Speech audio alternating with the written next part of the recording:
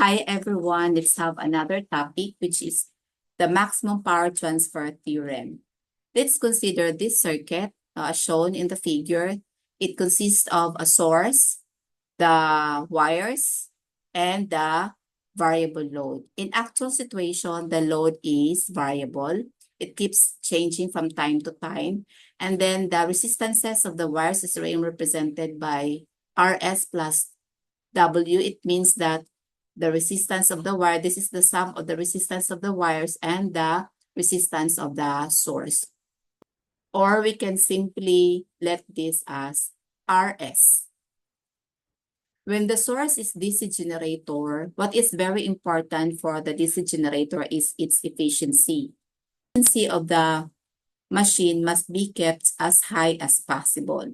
So when the load increases, then IL increases also. So when IL increases, that's the power lost in the wires, which is IL squared times RS, will increase also. So therefore, the output power or the power at the load, the power of the load is equal to the power of the source minus the power lost in the wire. So when the load increases, IL increases, and as well as the power lost in the wires also increase. So if this increased, then the source power is constant. Then the power delivered to the load will decrease. And the efficiency of the machine or of the generator is equal to the power output or power of the load divided by the power input or power of the source. When the load increases, the load current also increases. So the possibility there is the power loss increases and then the power output decreases. Then the efficiency of the machine will decrease. So the maximum power transfer theorem cannot be applied to a power distribution involving DC generators, because what is important for the DC generators when it is used to deliver power is that the efficiency must be high as much as possible. But then here in this situation, that when the load current is increased, when the load is increased, therefore the load current increases, but the power lost in the wires will also increase, and that gives us low output or low power at the load, and therefore the efficiency decreases. So the application of maximum power transfer theorem is for small battery powered networks such as communications, where it is desirable to maximize the power delivered to the load. Consider a circuit shown below that consists of a source. The source here is to be the small battery, and the two wires that is connecting the load to the source, and the load here is a variable load. In the actual situation, the load is really a variable load. It keeps on varying from time to time. So if you look at this figure, it looks like the Thevenin equivalent circuit. The Thevenin equivalent is very useful to find the maximum power a linear circuit can deliver to a load. So in this case, we are going to determine the value of the RL such that the power delivered to the load will be a maximum. So the question is, how are we going to determine the value of the RL such that the power delivered to the load is a maximum? Before that, let's determine the power of the load, and we will be using the formula. You have IL squared times RL. But the IL is the current that flows through the load, Since it is a series circuit, then the current here is constant. So IL can be solved using Ohm's law, which is E over the sum of the resistance Rs plus RL. If we will substitute IL to the PL formula to solve for the load power, so you have PL equals E squared over Rs plus RL quantity squared times RL. For simplifying, we have E squared RL divided by the Rs plus RL quantity squared. Remember, the goal here is how much is RL such that the power at the load will be is maximum. So how to solve for the RL when the power delivered to the load is maximum? So simply we have to get the derivative of PL with respect to RL and equate it to 0 such that the PL here will be maximum.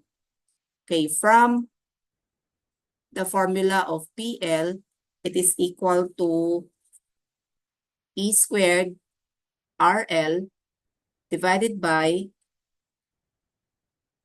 Rs plus RL quantity squared. So recall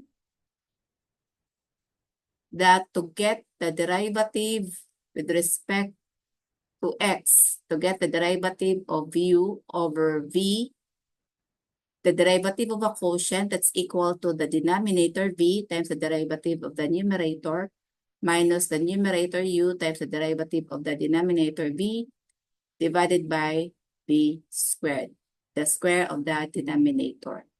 Let's apply this formula to get the derivative of PL with respect to RL. Why is it respect to the RL? We will get the derivative of PL with respect to RL since RL is variable and we need to determine what is the value of RL such that the power delivered to the load will be a maximum. So we have the derivative of PL with respect to RL. So by the way, this is the U, the numerator, and the denominator will be V. It's the derivative of PL with respect to RL. So simply we have the V, the denominator will copy RS plus RL squared times derivative of the numerator, the U, derivative of the U, so you have E squared minus U will copy the numerator E squared times RL times the derivative of the denominator, which is you have the denominator, the V, we have 2 times RS plus RL. All divided by the square of the denominator, so you have RS plus RL squared, and we will square it, so we have to the 4. 2 times 2, so you have to the 4. And equate it to 0 to get the RL such that the power will be a maximum. Then we cross multiply. Then the result will be E squared RS plus RL quantity squared minus 2 E squared RL times RS plus RL. That's equal to 0.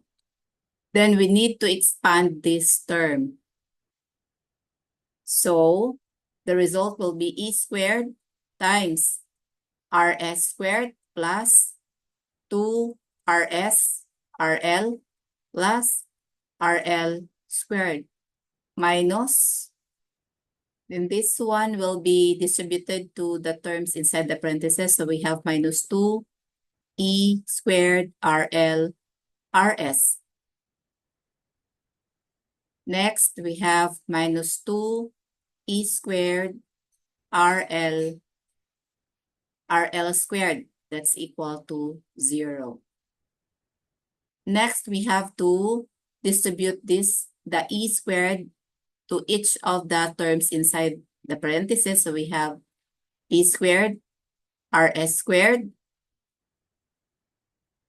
then plus 2e squared RS times RL plus e times RL squared. Minus 2 will copy 2e squared RL times RS minus 2e squared RL squared. That's equal to 0. Then let's identify similar terms and then we will add them algebraically. So what have we observed? We have this term plus 2e squared RS RL.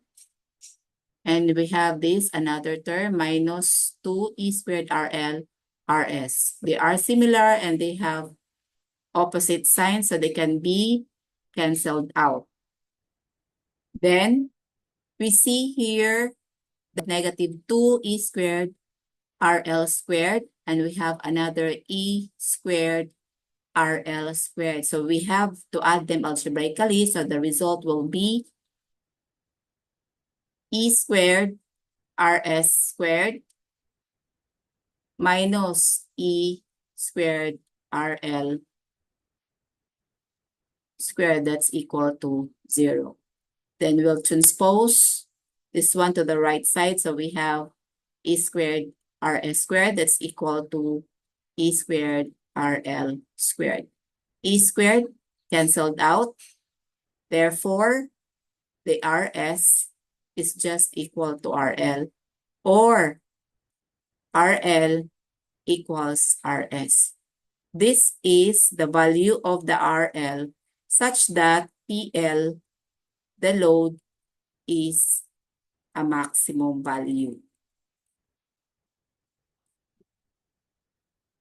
Then RL is just equal to RS such that the P load is maximum. Then we have the PL from the formula I squared IL squared times RL, or from when we substitute IL in terms of the voltage and the resistances, we have E over RS plus RL squared times RL. And if we simplify further, so you have E squared over RS plus RL squared times RL.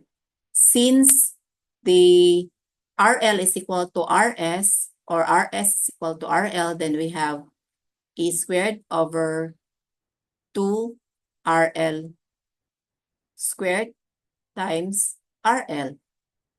And therefore, we have the PL E squared times RL over 4 times RL squared. So the RL can be canceled.